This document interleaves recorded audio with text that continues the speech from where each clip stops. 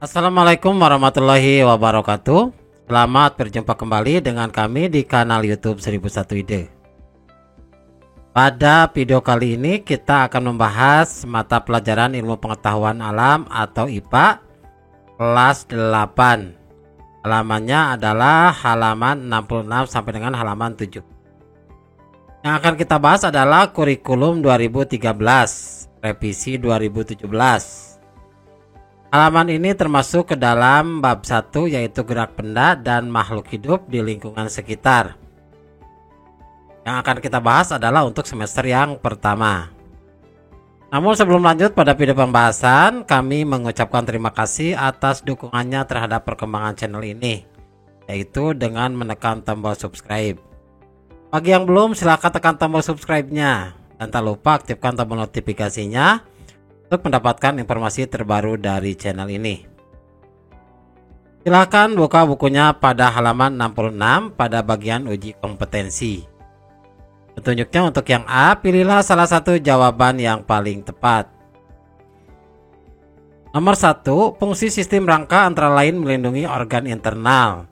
Pada tubuh manusia, tulang yang melindungi jantung dan paru-paru serta otak secara berturut-turut adalah titik-titik. Pilihannya adalah tulang belakang dan tulang rusuk, B. Tulang rusuk dan tulang tengkorak, C. Tulang tengkorak dan tulang rusuk, D. Tulang belakang dan tulang tengkorak. Maka jawaban yang paling tepat adalah yang B. Tulang rusuk dan tulang tengkorak. Jadi tulang rusuk itu untuk melindungi jantung dan paru-paru, sedangkan tulang tengkorak untuk melindungi otak. Selanjutnya soal yang kedua. Berikut ini merupakan contoh otot yang bekerja secara sadar dan tidak sadar. Yang disebutkan secara berturut-turut adalah titik-titik. A. Otot jantung dan otot dahi, B. Otot jantung dan otot trisep, C. Otot bisep dan otot jantung, D. Otot dahi dan otot gastrocnemius. Maka jawaban yang tepat adalah otot bisep dan otot jantung. Jadi otot bisep itu bekerja secara sadar, sedangkan otot jantung bekerja secara tidak sadar.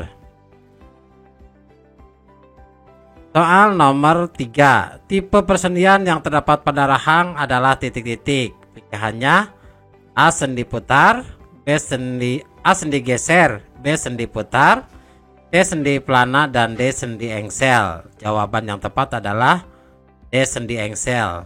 Engsel itu selain pada lutut dan siku juga pada rahang.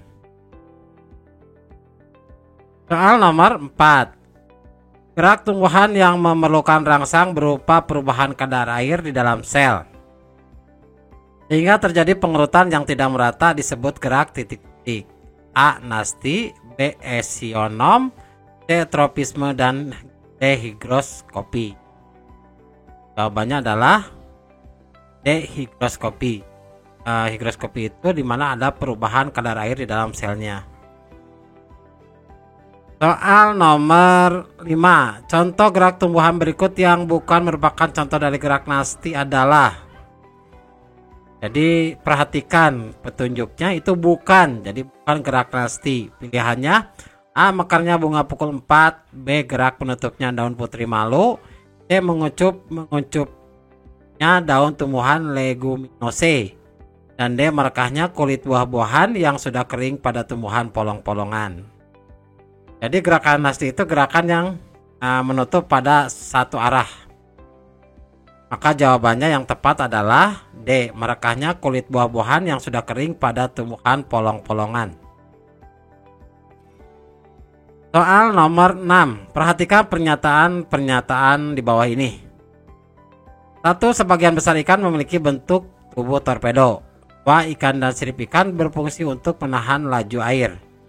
3. Sirip tambahan diperlukan untuk melakukan berbagai gerakan di dalam air. B. Bentuk torpedo atau streamline tubuh ikan berfungsi untuk mengurangi hambatan di dalam air. Berdasarkan pernyataan-pernyataan di atas, yang mendukung ikan untuk melakukan berbagai gerakan di dalam air adalah pernyataan nomor titik. Pilihannya adalah A. 1, 2, dan 3, B. 1, 2, dan 4, C. 1, 3, dan 4, D. 2, 3, dan 4. Jawaban yang paling tepat adalah yang C, 1, 3, dan 4. Selanjutnya soal nomor 7. Seorang yang sedang mengendarai sepeda mampu menempuh jarak 5 meter dalam waktu 2,5 second. Berdasarkan informasi tersebut, kecepatan anak bersepeda adalah titik-titik meter per second. Pilihannya A 2,0, B 5,0, C 7,5, dan D 12,5. Jawaban yang tepat adalah A 2,0 meter per second. Kenapa? Nah, ini perhitungannya. Kecepatan adalah selisih jarak dibagi dengan waktu, atau P sama dengan delta S per T. Perhatikan delta S-nya adalah 5 meter dan T-nya adalah 2,5 second. Jadi 5 dibagi 2,5 sama dengan 2,0 meter per second. Soal nomor 8. Sebuah mobil bergerak dengan kecepatan yang berubah-ubah seperti digambarkan pada grafik ini. Perhatikan. Dari A ke B, terus ke C, kemudian ke D. Titik yang menunjukkan mobil sedang mengalami kelembaman adalah pilihannya A ke B, B ke C, C ke D, dan D adalah D ke A. Maka jawaban yang tepat adalah C, yaitu C ke D. Itu mengalami penurunan kecepatan atau mengalami penurunan percepatan. Sekarang soal nomor 9. Perhatikan gambar bola yang dilempar ke tembok akan memantul kembali seperti gambar ini. Perhatikan F1, F2, dan F3-nya. Berikut pasangan gaya aksi reaksi yang benar adalah titik. Perhatikan. Ini untuk soal ini yang berlaku adalah hukum Newton yang ketiga, yaitu hukum aksi reaksi. Maka jawaban yang benarnya adalah D. Perhatikan. F2 dan F3 karena bekerja pada benda yang berbeda dan arah gayanya saling berlawanan.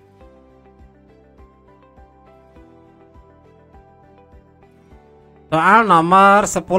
Perhatikan posisi burung yang sedang terbang bebas seperti pada gambar di bawah ini. Nanti yang berlaku adalah hukum Newton yang ketiga.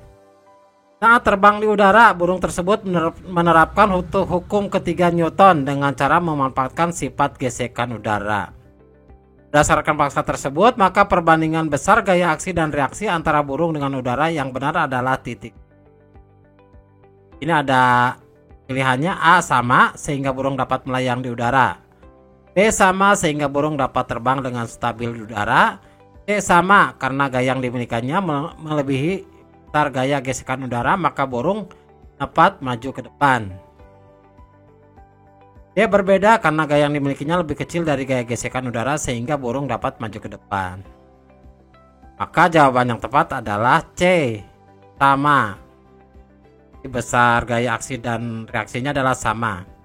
Karena gaya yang dimilikinya melebihi besar gaya gesekan udara, maka burung dapat melaju ke depan.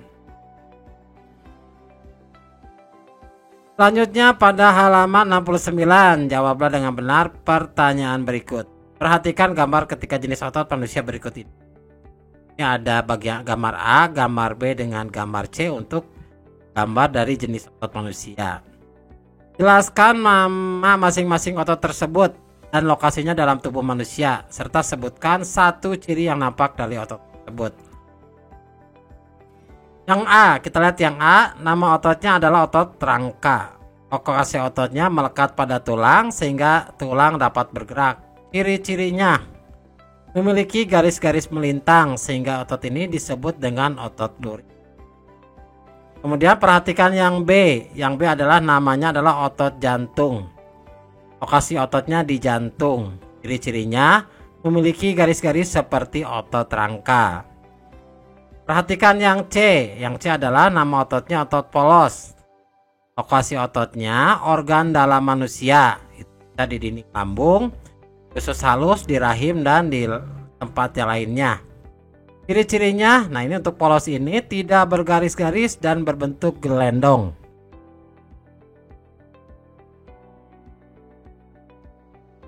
Selanjutnya soal nomor 2. Mengapa kita dianjurkan untuk berjemur pada pagi hari?